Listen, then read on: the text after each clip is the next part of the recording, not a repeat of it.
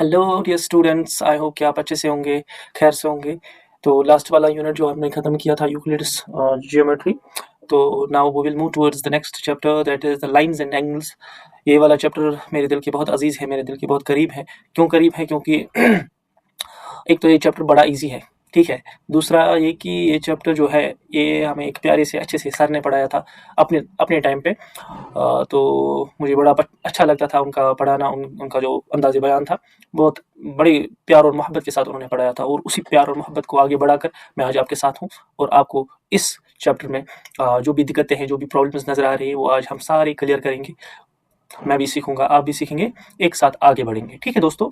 तो चैप्टर का नाम है हमारा लाइन्स एंड एंगल्स। तो लेट्स मूव कि क्या कह रहा है ये वाला चैप्टर। तो जैसा कि मैंने बताया कि लास्ट वाले चैप्टर में ज्योमेट्री के it is comprised of two words, one is geo and the other is metry.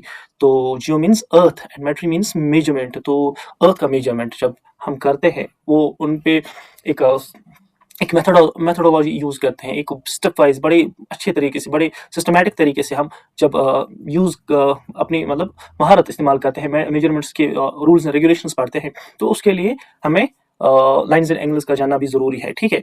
तो ज्योमेट्री क्यों मैटर करती है हमारे लिए, ये मैंने थोड़ा सा बनाया हुआ है आप लोगों के लिए, क्योंकि हमारे पास आर्किटेक्ट्स हैं, ठीक है। आर्किटेक्ट्स हैं जो कि बिल्ड करते हैं स्काई स्क्रैपर्स। बेस्ट एग्जाम्पल हमारे लिए है बुर्ज खलीफा।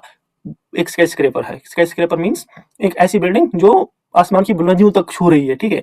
तो रियलिटी में ऐसा नहीं है, बट मतलब ऐसी बिल्डिंग है, वो इतनी दुनिया की सबसे बड़ी ऊंची ऊंची बिल्डिंग है, that's why it's called sky scraper. तो ऐसी बिल्डिंग्स ये किस चीज़ की ये चीज़ किस चीज़ पे डिपेंड करती है, ये किस चीज़ की देन है? ये जो सारा का सारा ये बुर्ज खलीफा जो बन रही है, हमारे पास इतनी अच्छी अच्छी बिल्डिंग्स बन रही हैं, अच्छे अच्छे रोड्स बन रहे हैं, ब्रिजेस बन रहे हैं, ये सारा जो करता धरता है, ये सारा डिपेंड करता है ज्योमेट्री पे, लाइंस पे, एंगल्स पे। दैट्स वाई इस चैप्टर का नाम भी लाइन्स एंड एंगल्स है, ठीक है दोस्तों। इसी तरह से physicists use line properties to study light. तो इसी तरह से जब हम लाइट को स्टडी करते हैं फिजिक्स में, तो वहाँ पे जो लाइट का रिफ्लेक्शन, लाइट का रिफ्रैक्शन होना, लाइट का रिफ्लेक्शन होना, लाइट का रिफ्रैक्शन होना, ये चीज़ें भी हम वहाँ पे हम कौन सी रे किस एंगल से बेंड करेगी, वो जहाँ वहाँ पे हम पढ़ते हैं, वो दैट वहाँ पे भी हमें ज्योमेट्री की ज़रूरत पड़ती है। तो इसी तरह से navigators calculate the ship routes using angles. इसी तरह से नेविगेटर्स जो शिप रूट्स हैं हमारे पास, सपोज मुंबई से हमें जाना है दुबई, तो दुबई उसके लिए एक अलग तरह का रास्ता होगा, ठीक है। और that route is calculated using the lines and angles using the geometry. तो ठीक है दोस्तों, now we will move towards next thing. हाँ, तो जिस तरह से मैंने आपको बताया था कि लाइन, यूक्लिड ने लाइन को ऐसे डिफाइन किया था, line is a breadthless length. देखिए हमने पहले पॉइंट देखा था, ठीक है। पॉइंट को हमने कैसे डिफाइन किया हुआ था? पॉइंट को हमने इस तरह से डिफाइन किया हुआ था, इस तरह से, ठीक है। एक ऐसी चीज विच हैज नो डायमेंशन, उसको हम पॉइंट कहते थे। डायमेंशन मीन्स जिसको हम मेजर नहीं कर पाएंगे, ठीक है, जिसको हम कैलकुलेट ही नहीं कर पाएंगे, ठीक है, उसको पॉइंट कहते हैं। और पॉइंट किसके लिए किस चीज के लिए हमें बेनिफिट देता है? पॉइंट से ही ज्योमेट्री स्टार्ट होती है। पॉइंट एक ऐसी चीज है, पॉइंट हमें किसी जगह की पोजीशन बताता है, ठीक है। तो then there is another thing that is line. Line किसको कहेंगे? Line is a breadthless length. Line के पास एक डायमेंशन होता है, दैट इज लेंथ। इसके पास ब्रेडथ नहीं होती है, ठीक है। ये पॉइंट की तरह डायमेंशन लेस नहीं होता, ये इसके पास एक डायमेंशन होती है, that is length. Then there is another thing, line segment. Line segment किसको कहेंगे? देखिए जब सेगमेंट की बात आएगी दैट मीन्स टुकड़ा, ठीक है, सिंपल, बड़ी आसान भाषा में मैं बता रहा हूँ आपको। टुकड़ा, लाइन लाइन सेगमेंट उसको कहेंगे हम जो it's a part of a line, it's a segment of a line. जिस तरह से मैं एक्शन नंबर 5 हमने पढ़ा था, whole is always greater than the part, whole is line, तो line segment is a part, ठीक है। इसी तरह से देन देयर इज रे। रे किसको कहेंगे हम दोस्तों? रे एक ऐसी लाइन है, काइंड ऑफ लाइन, सब पार्ट ऑफ लाइन का होगा, आप ये भी कह सकते हो। लाइन, रे एक लाइन ही है जिसके पास एक एंड पॉइंट होता है, ठीक है, जिसका एक सोर्स होता है, जो एक पॉइंट से स्टार्ट होती है, और दूसरा पॉइंट एंडलेस होता है, ठीक है, लिमिटलेस होता है, जो कहीं रुक नहीं सकता, ठीक है। दिस इज रे। कोलिनियर पॉइंट्स, कोलिनियर पॉइंट्स किनको कहेंगे हम दोस्तों? कोलिनियर पॉइंट्स हम उन पॉइंट्स को कहेंगे जो एक ही लाइन में है, ठीक है, ठीक है, इस तरह से, ठीक है। ये जो सारे पॉइंट्स है एक ही लाइन में है, ठीक है, उनको हम क्या कहेंगे? Collinear points. अब नॉन कोलिनियर पॉइंट्स उनको कहेंगे जो एक लाइन में ना हो, ठीक है, इस तरह से, इस तरह से, इस तरह से, इस तरह से, ठीक है। क्या हम इनसे एक लाइन ड्रॉ कर सकते हैं? एक स्ट्रेट लाइन ड्रॉ नहीं कर सकते, ठीक है, इनको हम नॉन कोलिनियर पॉइंट्स कहेंगे, ठीक है। What creates an angle, what creates an angle, angle कैसे बनता है? एंगल दोस्तों बनता है किससे? जब एक कॉमन पॉइंट, एक पॉइंट से दो रेज निकलती हैं, ठीक है, दो रेज निकलते हैं, वन रे देन देयर इज सेकंड रे। ये आप पिक्चर देखो, ये आप इमेज देखो, यहाँ से आप समझ पाओगे। एक वर्टेक्स, उसको हम जो पॉइंट, जो कॉमन पॉइंट है इसका, इसको हम वर्टेक्स कहेंगे। और जो यहाँ से एक रे जाती है और दूसरी रे जाती है, उनको हम आर्म्स कहेंगे, ठीक है, आर्म्स कहेंगे। जहाँ से जाते हैं, जिन पॉइंट से, जिस पॉइंट से ये दो रेज जाती हैं उसको हम वर्टेक्स कहेंगे, और जो रेज जाती हैं उनको हम आर्म्स कहेंगे, और जो उन आर्म्स के बीच में एक बन जाता है उसको हम एंगल कहेंगे, ठीक है। तो इस वजह से, इस तरह से एंगल बन जाता है। तब अब हमारे पास एंगल की कुछ कैटेगरीज हैं, ठीक है। देखो एंगल स्टार्ट होता है, एंगल हम मेजर कर पाते हैं डिग्रीज में, ठीक है। तो सबसे पहला एंगल जो हमारे पास होता है उसको हम कहते हैं एक्यूट एंगल। एक्यूट एंगल जो होता है वो 0 डिग्री से बड़ा होता है और 90 डिग्री से कम होता है। इसी तरह से फिर जो एंगल 90 डिग्री के बराबर होता है उसको हम राइट एंगल कहते हैं या 90 डिग्री एंगल कहते हैं। जो एंगल 90 डिग्री से ज्यादा हो और 180 डिग्री से कम हो उसको हम कहेंगे ऑब्ट्यूस एंगल, ठीक है दोस्तों। अगर आप ये वाली पिक्चर देखो, इसको हम एक्यूट एंगल कहेंगे, ठीक है, इस तरह से। और इस तरह से हम राइट एंगल बना सकते हैं जो बिल्कुल एल की शेप में होता है। इसी तरह से ऑब्ट्यूस एंगल होता है जो 90 डिग्री से ज़्यादा बन जाता है, ठीक है, उसको हम ऑब्ट्यूस एंगल कहेंगे, ठीक है दोस्तों। Now there is straight angle. Straight angle हम किसको कहेंगे?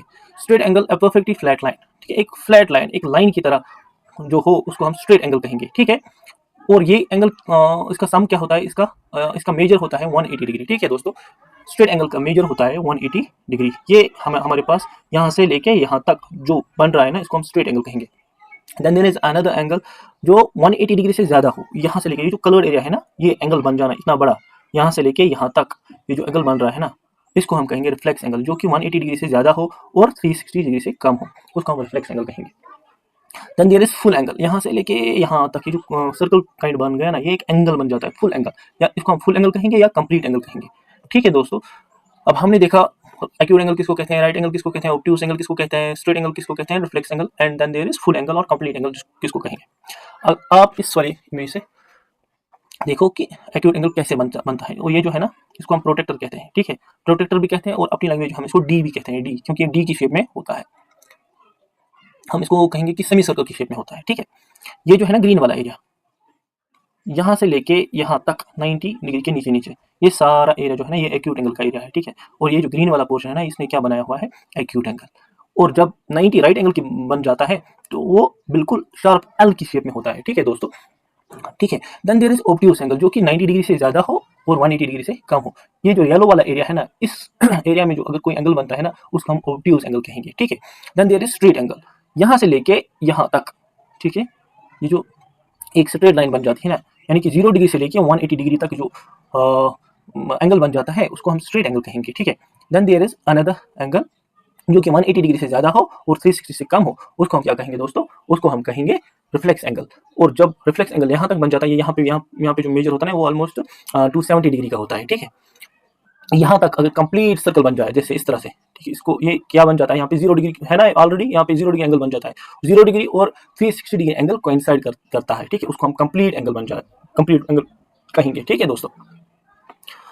Then there is complementary and supplementary angles. Complementary angles कौन को कहा जाता है और सप्लीमेंट्री एंगल्स किनको कहा जाता है? कॉम्प्लीमेंट्री एंगल्स उनको कहा जाता है जिनका सम 90 डिग्री के बराबर हो। इसी तरह से सप्लीमेंट्री एंगल्स उन एंगल्स को कहते हैं जिनका सम 180 डिग्री हो। कॉम्प्लीमेंट्री एंगल्स 90 डिग्री सम होता है और सप्लीमेंट्री एंगल्स का सम 180 डिग्री होता है, ठीक है दोस्तों।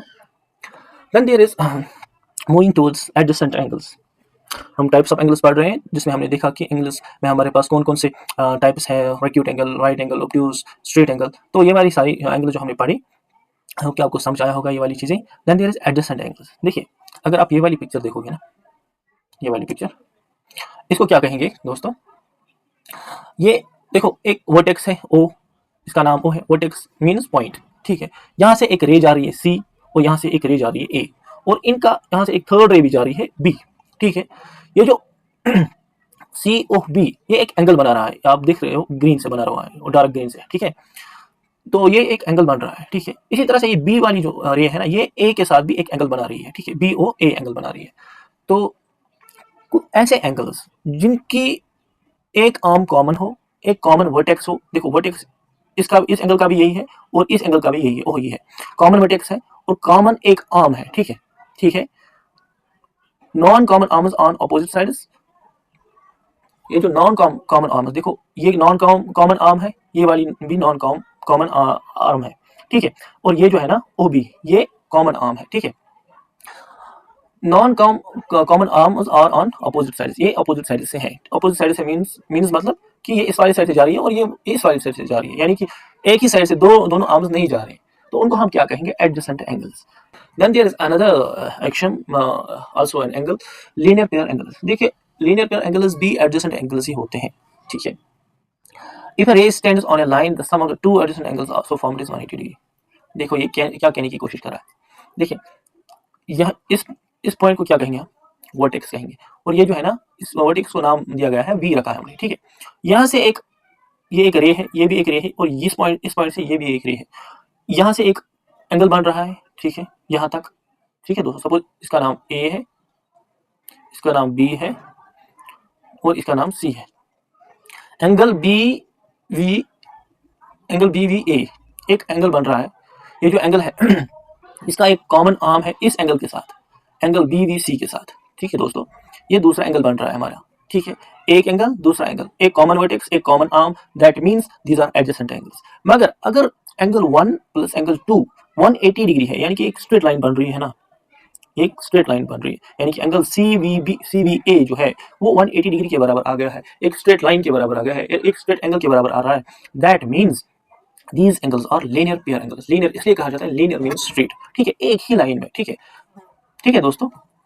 Now vertically opposite angles, vertically opposite angles किनको कहा जाता है, आप देख सकते हो दो लाइंस कट कर रही हैं एक दूसरे को। ठीक है, 1 2, ये लाइंस एक दूसरे को कट कर रही है, ये जो बन रहा है ना इसको हम कहेंगे वर्टेक्स। इस वाले पॉइंट पे जो मीट कर रहे हैं ना इनको हम, ये एक वर्टेक्स है। वर्टिकली अपोजिट एंगल्स जो होते हैं, सब यहाँ पे 1 3, यहाँ पे मैं लूंगा इसका नाम 2, इसका नाम 4 रखेंगे। 1 और 3 एंगल जो होंगे ना, ये एंगल और ये एंगल बराबर होंगे, एक थ्योरम है। ठीक है, according to this theorem vertically opposite angles are equal, यानी कि 1 और 3 vertically opposite angles, therefore they should be equal. इसी तरह से ये एंगल 2 और एंगल 4 भी क्या है, वर्टिकली अपोजिट एंगल्स, और ये बराबर होंगे। ठीक है दोस्तों, vertically angles are vertically opposite angles are equal. Now parallel lines and intersecting lines किनको कहा जाता है, पैरेलल लाइंस उनको कहा जाता है, पैरेलल लाइन, आप ये वाली इमेज देखो, एक लाइन जा रही है और दूसरी लाइन जा रही है, इनके बीच में जो डिस्टेंस है ना ये कांस्टेंट रहेगी। ठीक है, एक तो ये कांस्टेंट रहेगी, दूसरा ये वाली जो लाइंस है ना ये एक दूसरे को कट कभी भी नहीं कर पाई। ठीक है, तब इन लाइंस को क्या कहा जाएगा, पैरेलल लाइंस। इसी तरह से हमारे पास इंटरसेक्टिंग लाइंस कुछ दो लाइंस ऐसे हो जो कट कर रही हो, या 3 लाइंस हो, जितनी भी लाइंस हो एक दूसरे को कट कर रही हो, इंटरसेक्ट कर रही हो, that means those lines are intersecting lines. Now then there is another thing that is transversal. The transversal किसको कहेंगे हम, a line that cuts across 2 or more lines at different points, interior angles inside the lines, exterior angles outside the lines। देखिए अगर दो lines है, एक black वाली दो लाइंस है हमारे पास, then there is another line that is red line. इस रेड लाइन को हम कहेंगे जो कि लाइन ए या और लाइन बी को, सपोज ये लाइन ए है और ये लाइन बी है, इनको दो जगह पे कट कर रही है, this line is called the transversal. ठीक है, नाउ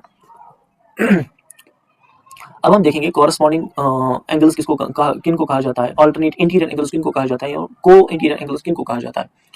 ना आप देख लीजिए, हमारे पास दो लाइन्स पैरेलल है। ठीक है, एक लाइन और दूसरी लाइन। ठीक है, और ये वाली लाइन जो है ना ये ट्रांसवर्सल है। ठीक है, जिस तरह से मैंने बताया आपको, और ये जो ट्रांसवर्सल है ना ये इस लाइन के साथ एंगल बनाएगी, यहाँ से बनाएगी, यहाँ से बनाएगी, यहाँ से बनाएगी, यानी कि अपर साइड से भी और इंटरनल साइड से भी और एक्सटीरियर साइड से भी और इंटीरियर साइड से भी, यहाँ से इंटीरियर साइड, यहाँ से एक्सटीरियर साइड, ये एंगल ये एंगल ये एंगल ये एंगल, इतने यानी कि 8 एंगल बन गए दो लाइन्स को कट करने से, इस ट्रांसवर्सल से। ठीक है, अब हम पॉइंट ये है कि कॉरस्पॉन्डिंग एंगल्स किनको कहा जाता है। कॉरस्पॉन्डिंग एंगल्स देखो यहाँ पे 1 है, 2 है, 3 है, 4 है, 5 है, 6 है, 7 है, 8 है। ठीक है, 8 एंगल्स बन गए हैं। ये एंगल 1 और एंगल 5 जो है ये कॉरस्पॉन्डिंग एंगल्स कहेंगे हम इसको। इसी तरह से एंगल 2 और एंगल 6 कॉरस्पॉन्डिंग एंगल्स है। इसी तरह से एंगल 3 और एंगल 7 कॉरस्पॉन्डिंग एंगल्स है। इसी तरह से एंगल 4 और एंगल 8 कॉरस्पॉन्डिंग एंगल्स है। ठीक है, कॉरस्पॉन्डिंग एंगल्स जो होते हैं ना वो हमेशा बराबर होते हैं, इक्वल होते हैं, ठीक है दोस्तों। Then there is alternate interior angles. जब इंटीरियर की बात आएगी तो ये पैरेलल लाइंस के इंटीरियर पोर्शन में होंगी, ठीक है, ये वाली एंगल्स 5 और 6 ये वाली, ठीक है। अब अल्टरनेट इंटीरियर एंगल्स को किन को कहा जाता है? जो एक तो जो ट्रांसवर्सल के राइट साइड से, एक तो ट्रांसवर्सल के लेफ्ट साइड से। राइट साइड से जो होगा ये वाला लाइन एंगल 6 और एंगल 4, इनको हम कहेंगे अल्टरनेट इंटीरियर एंगल्स, ठीक है दोस्तों। देन देयर इज को इंटीरियर एंगल्स। ऐसे एंगल्स, ये जो इंटीरियर जब आएगी तो इंटीरियर यानी कि पैरेलल लाइंस के बीच में होंगी ये दो लाइंस। एंगल 5 और एंगल 4 जो होगा इनको हम कहेंगे को इंटीरियर एंगल्स भी कहेंगे, और ये जो है ना एक दूसरे की तरफ इनका फेस होगा, ठीक है, उनको हम कहेंगे को इंटीरियर एंगल्स। जो अल्टरनेट इंटीरियर एंगल्स होते हैं ना वो बराबर होते हैं, क्या होते हैं? बराबर, इक्वल होते हैं, जिस तरह से एंगल 4 और एंगल 6। यहाँ पे और कौन इंटीरियर एंगल्स है? एंगल ये वाला एंगल और ये वाला एंगल, ये भी बराबर होंगे क्योंकि ये अल्टरनेट इंटीरियर एंगल्स है। इसी तरह से co interior angles same side inside the parallel lines. Angles on the same side of the transversal are called co interior angles, ठीक है। मगर कौन से वाले? इंटीरियर वाले, बाहर वाले नहीं, ठीक है दोस्तों। इनका सम जो होता है वो सप्लीमेंट्री एंगल बनाता है, दैट मींस 180 डिग्री बन जाता है ये, ठीक है दोस्तों। Now if a transversal intersects two parallel lines, each pair of interior angles on the same side is supplementary, जो कि हमने अभी बताया, ठीक है। angles on the same side of the transversal, them or is what? 180 degree, that is supplementary angle. Then there is theorem, इस theorem में हम क्या देखेंगे? Line parallel to same line. देखिए हमारे पास एक लाइन है A, दूसरी लाइन है B, तीसरी लाइन है C। लेट अस से अगर लाइन A पैरेलल है लाइन B को, ठीक है दोस्तों, and line B is parallel to line C, therefore ये क्या कह रहा है ये वाली theorem? Line A is also parallel to line C, ठीक है दोस्तों। ये एक स्टेटमेंट है, इसको हम प्रूव करेंगे आगे, बट फिलहाल आप ये याद रख लीजिए। जिस तरह से हमारे पास एक्शन 1 था, इसी तरह से जिस तरह से एक्शन 1 क्या था, यूक्लिड ज्योमेट्री में हमें क्या बोल रहा था?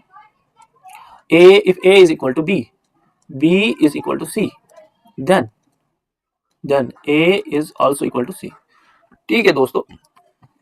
Angle sum property of a triangle किसको कहा जाता है? देखिए angle sum property of a triangle means the sum of the angles of a triangle is 180 degree, यानी कि ये angle plus angle 2 plus angle 3, इनका जो सम होगा ना वो हमेशा 180 डिग्री होगा। This is the angle sum property of triangle, ठीक है। एक थ्योरम है, the sum of the angles of the triangle is always 180 degree. Now exterior angle theorem, an exterior angle of a triangle is equal to the sum of the two interior opposite angles. देखिए हमारे पास एक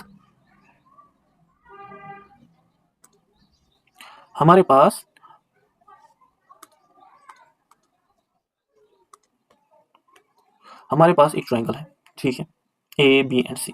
यहाँ पे point A है, यहाँ पे point B है और यहाँ पे पॉइंट सी है। ए पॉइंट से लेके बी तक और बी पॉइंट से लेके सी तक। ये क्या कह रहा है? Exterior angle of the triangle is equal to the sum of the two interior opposite angles.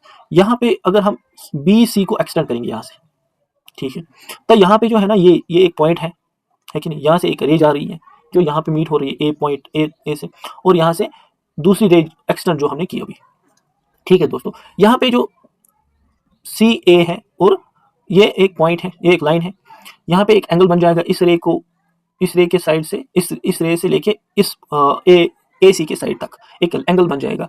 Exterior angle theorem क्या कहती है? ये जो एंगल है ना, इसका जो सम होगा वो अपोजिट एंगल्स के बराबर होगा, यानी angle B plus angle A is equal to angle C, ठीक है दोस्तों। तो यही है एक्सटीरियर एंगल थ्योरम, जो कि मैं आपको सॉल्व भी कराऊंगा आगे जाके। फिलहाल आप ये स्टेटमेंट याद रखिए, ठीक है दोस्तों।